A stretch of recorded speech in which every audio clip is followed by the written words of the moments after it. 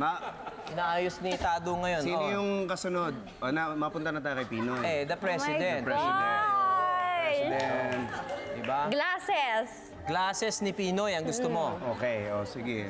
Glasses ni Pinoy. Lagyan mo na. Glasses daw ni Pinoy. Pero pare mukhang matagal pang i-render to. Oo. Oo, ayusin pa ni Tado. Ayusin pa na ni... So titignan natin mamaya kung ano ang magiging resulta ng ginagawa ni Tado sa pagbabalik ng Pare and Pare.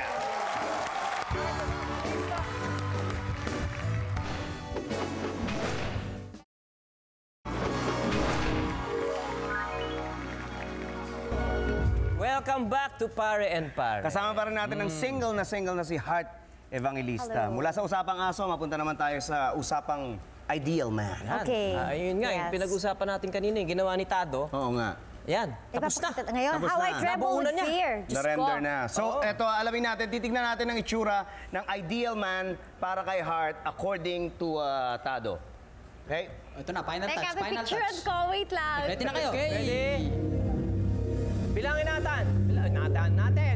5, 4, Oh my God. 3, 2, and... Yun. Wow naman! Sandali, Tado.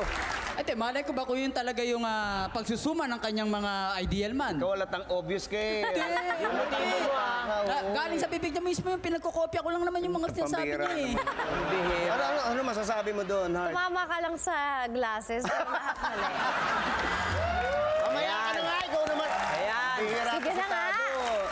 Nakakasira ng diskarte. Akala ko pa naman okay na Dapat eh. sa'yo mag-pick up lines na lang. Ano? Pick up line. Bakit? Kasi showing ang boy pick up.